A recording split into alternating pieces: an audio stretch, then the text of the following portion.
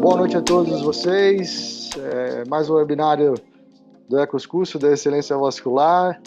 E essa noite vai ser muito interessante para todos nós, porque a gente está começando aqui uma série de discussões sobre tromboembolismo, e essa discussão não poderia ser melhor em se tratando de trombose na gestação. E hoje a gente tem aqui um time de peso com a gente. Eu quero fazer a apresentação aqui para vocês da doutora Elisabetta Sachide Colombo. Ela é hematologista, diretora da Sociedade Brasileira de Trombose e Hemostasia e doutora em medicina pela Unicamp.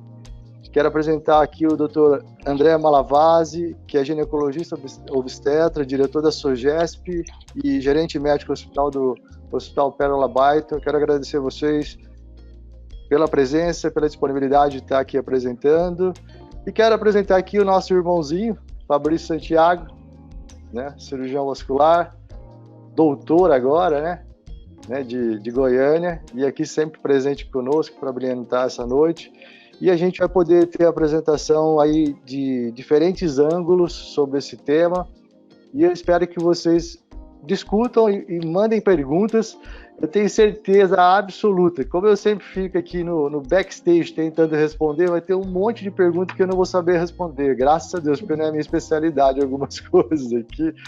Então aqui a gente vai ter tudo que eu não souber, a gente vai colocar aqui para o André, para a Elisabetta e também para o Fabrício, para a gente poder discutir. Eu tenho certeza que vocês devem ter muitos casos clínicos aí, que vocês já passaram por situações difíceis de decidir, e eu acho que essa situação da gestação é sempre mais difícil por envolver mais de uma vida, né? Não só a vida da mãe, mas a vida de um feto, às vezes mais de um feto. Então, é sempre mais difícil tomar decisão nessas horas.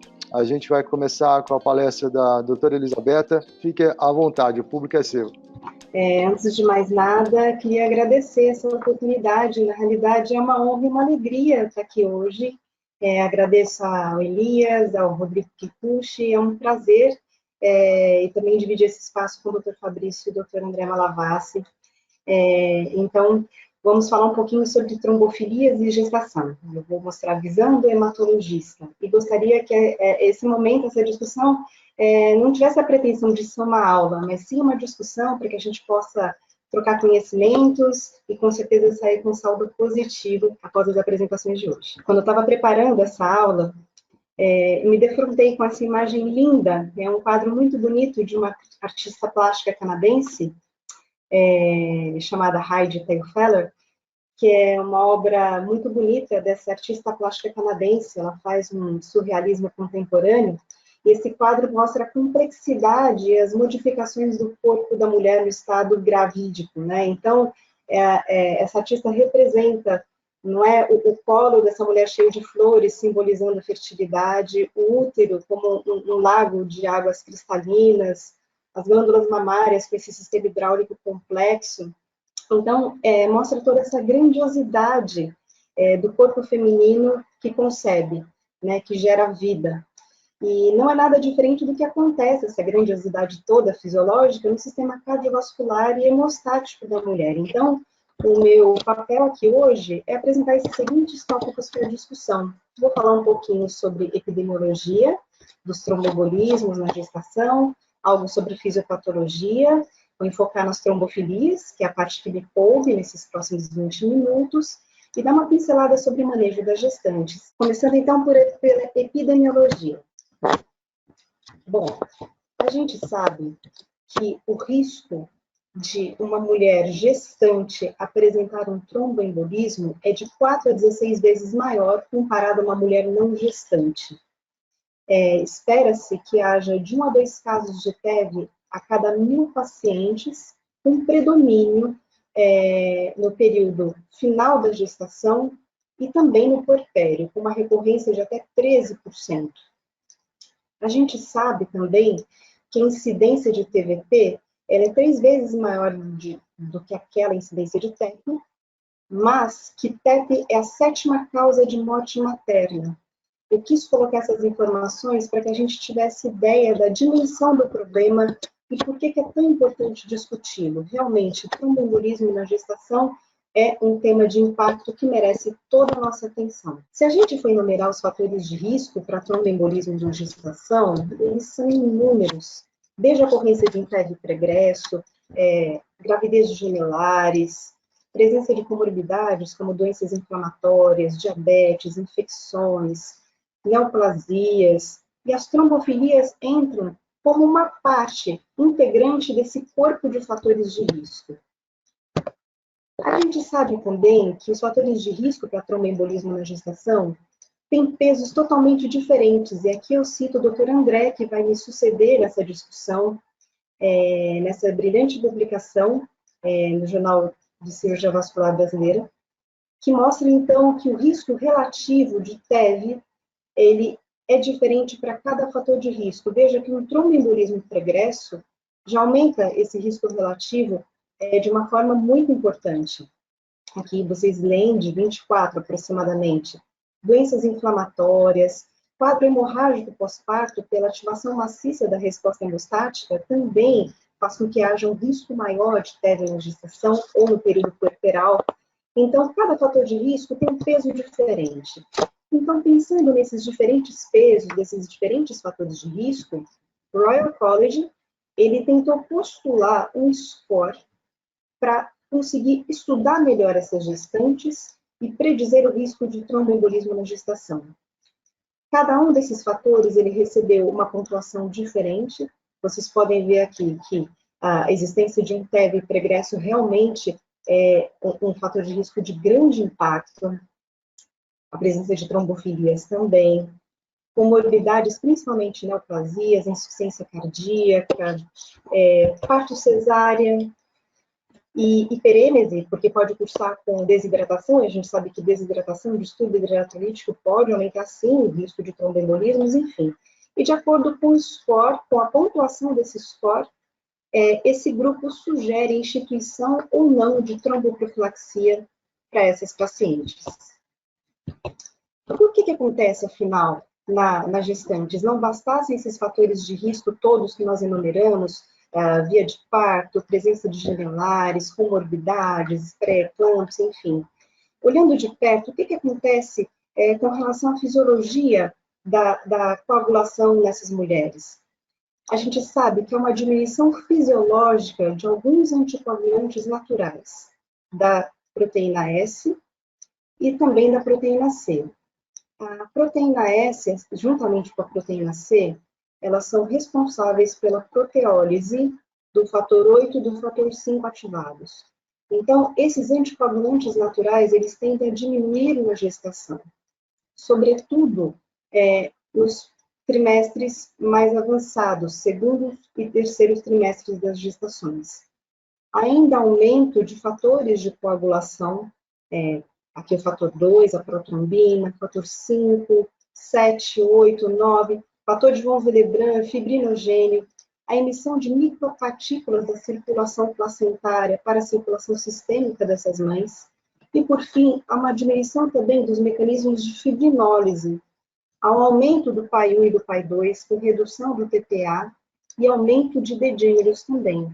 Ou seja, há uma combinação de diminuição dos fatores anticoagulantes naturais, com aumento dos fatores de coagulação, ainda a diminuição dos processos de fibrinólise. Então, essa combinação, olhando mais de perto, faz com que haja uma alteração desse equilíbrio de partículas anticoagulantes e de partículas procoagulantes, predispondo essa mulher, inclusive, para maior risco de evento trombótico.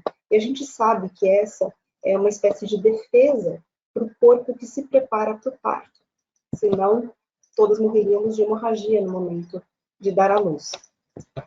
E as trombofilias, onde elas entram nessa história?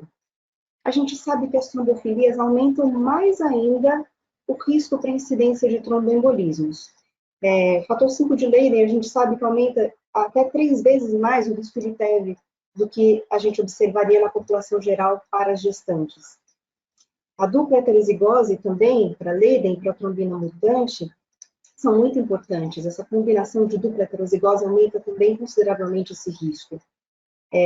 Protrombina mutante, Leiden, homo e heterozigose têm pesos diferentes. e o risco é maior se houver antecedente familiar ou pessoal positivo para tromboembolismos. Então, a gente não tem que olhar só fatores clínicos ou a presença das trombofilias, mas também a gente precisa individualizar as condutas e observar bem esses pacientes. Para a SAF, a gente sabe que tem um risco de 5% ou mais de TEV na gestação, e a gente precisa dar uma especial atenção para essa diminuição dos anticoagulantes naturais, que já numa condição fisiológica estariam de síntese diminuída na gestação, mas a gente sabe que deficiência de antitrombina, proteína S ou proteína C, trombofilias documentadas antes do período gravídico, aumentam até 8 vezes o risco de TEV para essas pacientes. Quando a gente realiza o screening para trombofilias, existem uma série de pesquisas que são realizadas, desde a mutação do fator 5 de Leiden, que é uma mutação de ganho de função do fator 5, é uma das inúmeras mutações do fator 5 que culminam em ganho de função. Existe o fator 5 de Cambridge, de Liverpool. Na realidade, a gente pesquisa Leiden na população brasileira porque existe uma frequência maior. Temos a mutação do gene da protrombina, que também é uma mutação para ganho de função, que também é pesquisada nesse screening básico para trombofilias. A hiperhomocisteínemia está vinculada ao aumento de risco de eventos arteriais. Depois, a deficiência dos anticoagulantes naturais, proteína C, proteína S, antitrombina, a síndrome do anticorpo antifosfolípide e algumas vezes a gente vai além e também acaba pesquisando alterações de fator 8, lipoproteína A e polimorfismos do PAI-1 também. E cada uma dessas trombofilias tem um peso diferente para essas gestantes. Vejam vocês, a proteína, mutação da protrombina, mutação do gene da protrombina, desculpe, tem um risco relativo de primeiro tromboembolismo na gestação de até 7 vezes. A gente tem, na realidade, uma diferença também de risco relativo para Leiden em homo ou heterozigose. A gente tem aqui a diferença em homozigose, um risco relativo de 34 versus de 8 para em heterozigose. Então, é importante lembrar que cada uma dessas trombofilias vai ter um peso diferente, elas não são equivalentes. E como a gente pode pesquisar essas trombofilias no contexto de uma gestação? Na realidade, a gente pesquisa essas trombofilias quando o paciente tem antecedentes fortes, pessoais ou familiares para tromboembolismos, quando existe antecedente de mobiletalidade obstétrica, antecedente de descolamento prematuro de placenta, retardo de crescimento intrauterino. E na gestação, não se recomenda pesquisar anticorpos antifosfolípides. Se pesquisados, há uma necessidade de confirmar ao final do puerpério, por uma questão de segurança. E também a deficiência dos anticoagulantes naturais, proteína C, proteína S e antitrombina, pelo risco de falsos positivos, porque já há uma diminuição fisiológica dessas proteínas no estado gravídico. A mutação da metiltetraidrofolato redutase, no contexto de trombofilias, do contexto de pesquisa de trombofilias para tromboembolismos, não está recomendada. A dosagem de homocisteína, sim, claro que no contexto de infertilidade e outras situações, é uma das pesquisas que pode ser contemplada, e o doutor Malavasi com certeza vai falar mais a respeito na sua apresentação. É importante frisar que não só na gestação, mas em diferentes situações, a gente deve evitar pesquisar trombofilias quando o paciente está em fase aguda do evento, porque existe uma alteração dessas proteínas, desses anticorpos, então deve-se aguardar o término da fase aguda, e a gente, preferencialmente, não deve pesquisar essas trombofilias na vigência de anticoagulação, com risco também de ter esses testes, enfim, alterados pela ação dessas drogas. Em suma, então, como a gente pode pesquisar essas trombofilias para gestantes? Está, então, recomendado na gestação a pesquisa das mutações do fator 5 de Leiden, da mutação do gene da protrombina. Para as demais pesquisas de trombofilias, recomenda-se aguardar o término do período puerperal ou término da anticoagulação. Então, deficiências de proteína CS antitrombina, assim como hiperhomocisteínemia, recomenda-se aguardar para que faça uma adequada pesquisa para esses pacientes. E para a SAF, também, caso seja feito no período gravídico, faça uma repetição ao final da gestação para confirmação.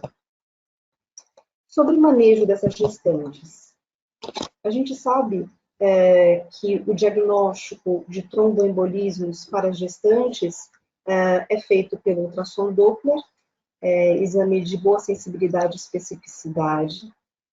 70% a 90% dos casos contemplam uma trombose proximal de membro inferior esquerdo, porque existe uma compressão de cava inferior e ilíacas pelo útero gravídico. Os colegas vasculares saberão dizer muito melhor do que eu a respeito disso.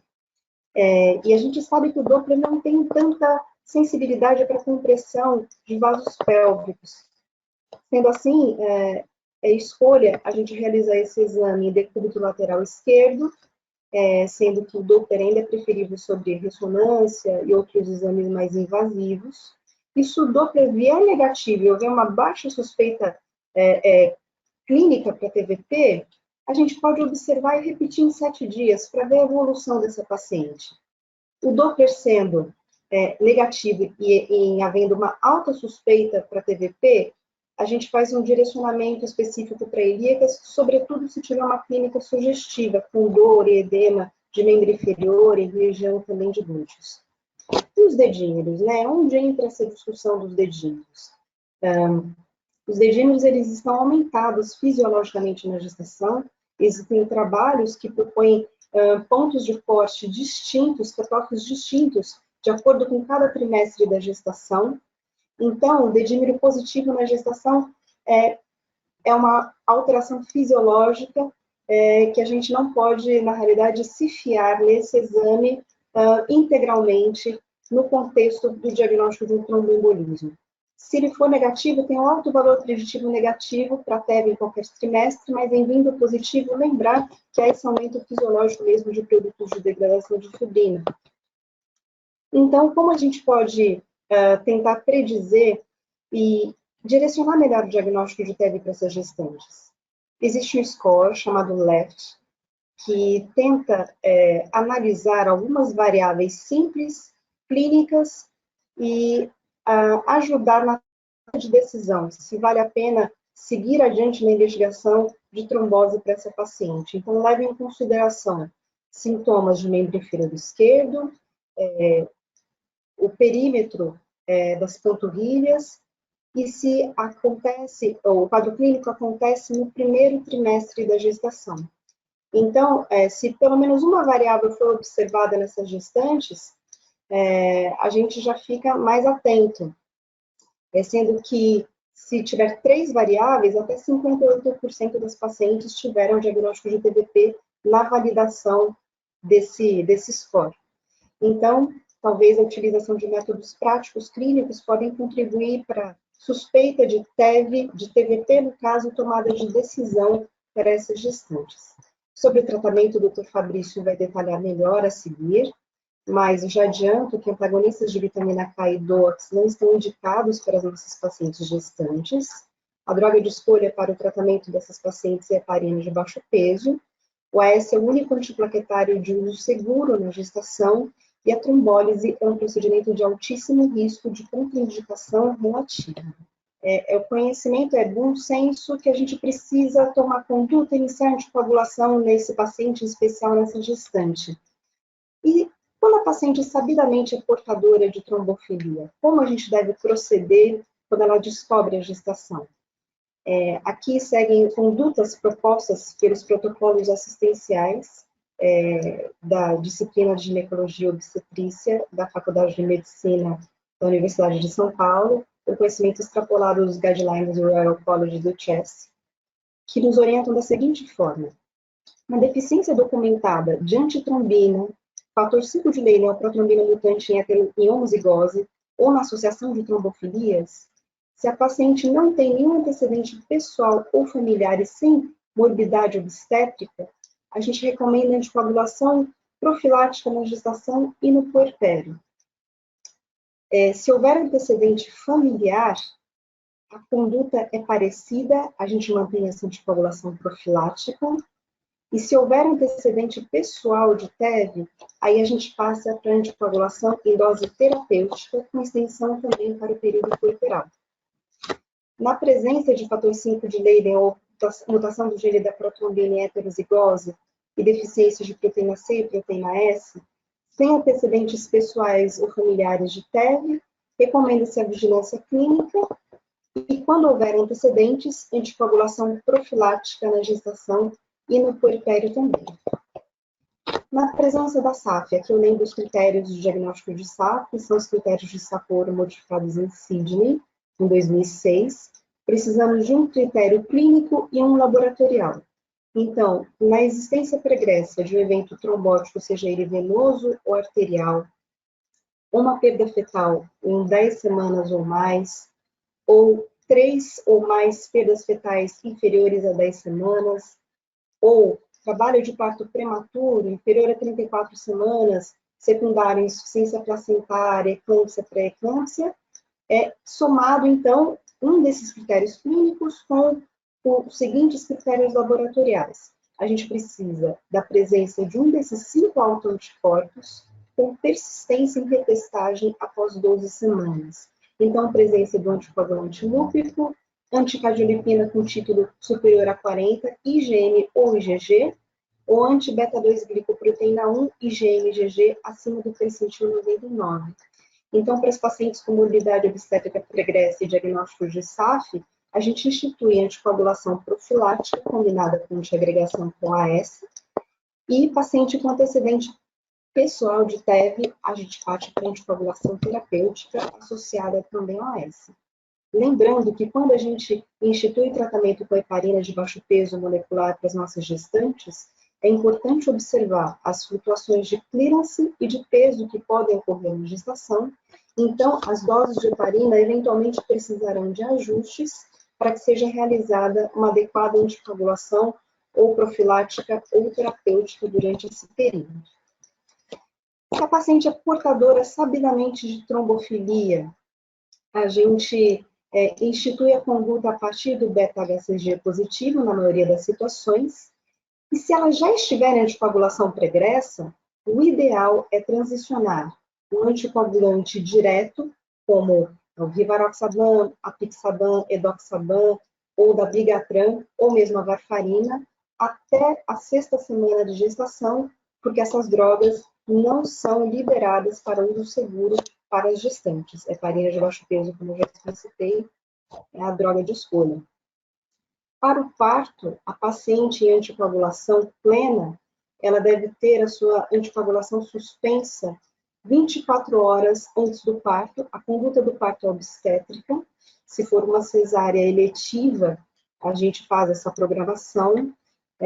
Se for uma via de parto vaginal, a gente tem que prestar atenção, né, em ambas as situações, para indicação de raquianestesia ou anestesia epidural, na presença da anticoagulação, pelo risco de sangramento em local nobre. Então, se a paciente precisar de um parto, uma cesárea de urgência, a gente prefere que seja realizada, por questões de segurança, intubação orotraqueal e anestesia geral para o parto dessas mulheres. Caso contrário, a gente faz uma suspensão em tempo hábil da anticoagulação com heparina, sendo que a antiagregação, idealmente, a gente suspende até 7 dias antes da data provável do parto. E a reintrodução dessas drogas, salvo intercorrências hemorrágicas no parto, pode ser feita com 12 horas de puerpério. Mais uma vez, atentando para a presença de catéter epidural e manipulações de neuroanjo. Gostaria de falar rapidamente sobre perspectivas futuras. Eu acho que o desejo de todos os médicos que lidam com gestantes, como Elias falou, lidam com 2 vidas, é que a gente consiga métodos mais acurados para a definição de risco dessas pacientes. Talvez novos biomarcadores estejam disponíveis para que a gente faça essa avaliação, talvez análise de exoma, uma vez que existem diversas mutações, diversas diversos polimorfismos que não são contemplados naquela triagem básica, naquele screening para trombofilias. Existem ainda alterações fisiológicas que a gente precisa dominar para oferecer adequada proteção para essas gestantes. Então, eu acredito que no futuro nós tenhamos mais informação para que a gente faça essa definição mais acurada de riscos. E se eu tivesse um desejo, seria a existência de drogas seguras, de uso interal para anticoagulação dessas gestantes, visto que uma droga de uso subcutâneo nem sempre é a mais confortável possível. Então, finalizando essa apresentação, gostaria que vocês levassem essas seguintes mensagens: de que as gestantes possuem mecanismos fisiológicos que se traduzem em maior risco para TEVs. Para as gestantes portadoras de trombofilias, há uma ascensão desse risco e uma avaliação cuidadosa, individual, necessária. Muitas dessas pacientes precisarão de um segmento próximo, de indicação de heparinização, de anticoagulação profilática ou terapêutica, e introdução de antiagregação também. Portanto, o planejamento e o cuidado no segmento dessas mulheres garantirá uma evolução mais tranquila dessa gestação e também um planejamento de parto adequado nesse contexto das trombofilias. Eu convido todos a seguirem o Instagram da Sociedade Brasileira de Trombose e Hemostasia, onde há divulgação de diversos outros eventos e cursos, e fico à disposição para as perguntas que vierem. Muito obrigada. Você falou em relação à pesquisa de trombofilia, uma das indicações é a restrição do crescimento intrauterino e descolamento prematuro de placenta. A minha pergunta é, quantos por cento desses casos a trombofilia está relacionada? Porque, assim, hoje eu vejo que muitas mulheres engravidam numa idade muito avançada, né? Elas deixam para engravidar numa idade muito avançada. E muitas mulheres acabam ficando estigmatizadas que o motivo pelo qual elas têm isso é uma heterozigose do fator 5 de Leiden, por exemplo. Exato. E que elas são totalmente assintomáticas. Então, até que ponto essa relação que se faz entre restrição de crescimento e trombofilias de baixo impacto deve ser investigada e deve ser dado o real valor? Né? Essa é uma situação que eu queria te perguntar. Na realidade, essa coisa das trombofilias, essa pesquisa de trombofilias, muitas vezes era indicada nesse contexto de uma gravidez de maior risco, na presença de uma idade materna mais avançada, na presença de gravidez gemelares, que aumenta bastante o risco de tromboembolismos, com certeza, e de outras intercorrências gestacionais. No entanto, essa pesquisa de trombofilias virou uma espécie de protocolo e padrão nesse contexto. Então, eu recebo no meu consultório pacientes que já vêm totalmente triadas e com os exames prontos, e muitas vezes com a indicação de FIV. Acho que o Dr. Malavasi vai falar melhor do que eu a respeito disso. As pacientes já vêm com esses exames em mãos para que a gente tome uma conduta e as prepare para os procedimentos. E aí, é aquele momento de grande expectativa daquela mulher. Ela tem realmente um Leiden heterozigose, que a gente sabe que não tem um impacto tão grande quanto teria uma SAF, por exemplo, mas ela já tentou engravidar durante um tempo, já tem 39 anos e vai investir numa FIV. E aí, né? É uma situação bem delicada, bem delicada. Eu acho que a gente não tem estudos que consigam responder de uma forma muito objetiva o peso de cada uma dessas coisas. Mas, na realidade, muitas vezes a gente sabe que as condutas são baseadas em uma tentativa de proteger essa gestante, e a gente sabe que essas condutas, às vezes, são hiper cuidadosas, hiper vigis, e talvez no futuro a gente consiga ter mais dados para uma indicação mais precisa de anticoagulação profilática no contexto de uma gestação. Certo. Outra pergunta que veio para você aqui, Elisabetta, é se na pesquisa do fator 5 de Leiden na gestante, se antes você faz pesquisa de resistência à proteína C ativada, antes de pedir o fator 5 de Leiden, ou pede direto o fator 5 de Leiden? É o seguinte, existem inúmeras causas para que um teste de resistência à proteína C ativada venha positivo, né? Ele é uma espécie de triagem. Então, se uma paciente usa tratamento hormonal, seja anticoncepcional, seja reposição hormonal, ela vai ter esse teste positivo, entre outras causas. A mutação do fator 5 é uma das causas de aumento da resistência. E como na gestação a gente tem toda uma alteração hormonal relacionada à fisiologia da gravidez, eu não peço o teste de resistência, eu peço a mutação. Aliás, as mutações são aquelas que a gente sabe que não vão mudar e não vão sofrer alteração por conta do estado gravídico puerperal. Essas são as únicas que a gente conseguiria pedir com 100% de precisão e entender o que está acontecendo. Lembrando que a pesquisa de trombofilias, ela não muda a conduta naquele momento, né? Então, a paciente vai precisar ser anticoagulada, vai precisar ser cuidada. E depois que ela der à luz, depois que for findada a anticoagulação, essa pesquisa de trombofilias poderá ser feita em outro momento, com muito mais qualidade, inclusive, não é? Então, eu não faço pesquisa nesse contexto de resistência à proteína ser ativada, eu faço direto a pesquisa da mutação. Certo. Uma pergunta que fizeram que eu achei bem interessante, essa pergunta eu queria compartilhar com o André, que também faz parte da área dele e que é hiper super comum no consultório. Mulher com abortos espontâneos, com exames de SAF negativo. Você indica anticoagulação para o seu paciente durante a gestação? Pois é, né? Não tem evidência, E aí, André, né? e aí, Elizabeth? Bom, quero ouvir a opinião do André também. Vou botar lenha nessa, vou botar fogo, botar lenha nessa fogueira. Se é uma paciente que fez 2 FIV e não deu certo, Uhum. você anticoagula ela na terceira FIV? Pois é, né? Por que não deu certo? A gente tem alguma evidência, né? Ela tem alguma alteração anatômica que não a favoreceu, não é? Ou talvez seja uma paciente de idade mais avançada, então o equilíbrio hormonal dela não é satisfatório, desejável.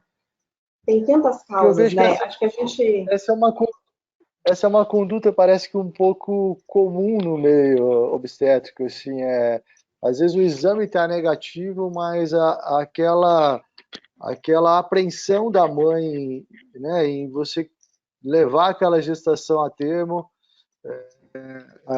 A minha pergunta é: existe evidência para indicar anticoagulação para essa gestante? Agora não relacionado ao tromboembolismo, relacionado a manutenção da gestação ou a redução da perda fetal, isso vai fazer diferença em termos de evidência científica? É interessante que essas pacientes já chegam, né? Sem exames de trombofilia positivos. Uhum. Essa paciente que já vem anticoagulando em consulta, né? Já vem com a conduta tomada. E aí, se a gente tira essa medicação e essa gestação não acontece da forma esperada, existe uma grande responsabilidade nessa tomada de conduta também. Como é que você se comporta, André, nessa situação aí? Elias, se eu contar para você o que eu faço, eu vou estragar a minha aula. Deixa para depois. Elizabeth, responde uma pergunta que é interessante aqui. O pessoal perguntou aqui no paciente que tem alergia a AS, tem SAF positivo. Pois é, né? O que você faz durante a gestação para esse paciente? Que pergunta difícil essa. Existem protocolos de dessensibilização, isso é fato, dá para fazer. No contexto da hemato, por exemplo, dou um exemplo bem simples. A gente usa muito Bactrim profilático para paciente do transplante de medula. E é muito comum a alergia à sulfa. A gente faz um protocolo de dessensibilização, o imunologista nos ajuda e a gente consegue utilizar. Seria uma possibilidade. Clopidogrel, se você olha a bula, não está liberado para gestantes. Não é uma droga de uso seguro na gestação. Eu costumo ser bem acadêmica quando eu indico qualquer droga para gestantes. Então, talvez nosso obstetra aqui, doutor André, estava dizendo melhor do que eu, mas eu tenho receio de utilizar outro antiagregante no contexto de uma gestação. Infelizmente. Queria que cada um aqui deixasse aqui uma palavra final, então eu vou pedir para a Elizabeth aqui deixar suas considerações finais. Primeiramente, agradeço a oportunidade Aprendi muito na noite de hoje também, excelentes palestras, parabenizo os colegas doutores que falaram hoje, e com certeza esse tipo de evento engrandece muito a discussão, eleva o nível da discussão, e eu espero, sinceramente, que esses eventos se repitam e contribuam para a melhor condução dos nossos pacientes, levando medicina de qualidade. Obrigado, Elizabeth. André, suas palavras. Elias, obrigado, viu? Obrigado pelo carinho que você, o Kikuchi, o Fabrício tiveram comigo, com a lembrança do meu nome, de todos aqui, dos quase 300 telespectadores, eu fui um dos que mais aprendeu com vocês. Obrigado, Elizabeth, pela sua linda aula. Queria agradecer ao Fabrício também, pela experiência que ele trouxe para nós, e espero um dia estar de volta com vocês. Muito obrigado. Um grande abraço. O que precisarem de mim, estou lá no Pérola Byton à disposição. Obrigado. Agradeço. Fabrício, mãozinho. Já boa noite, obrigado também pela presença da Elizabeth e do André aqui com a gente. E queria falar que eu estou muito bravo, porque eu tinha um monte de pergunta para fazer para a Elizabeth e para o André, para a gente sanar um monte de dúvida, mas vai ficar para uma próxima, acho que a gente vai ter outra oportunidade. Obrigado, pessoal, que ficou até agora e prestigiou, agradeço muito. Com certeza. Gente, um abraço de coração a todos, fiquem com Deus, tudo bom.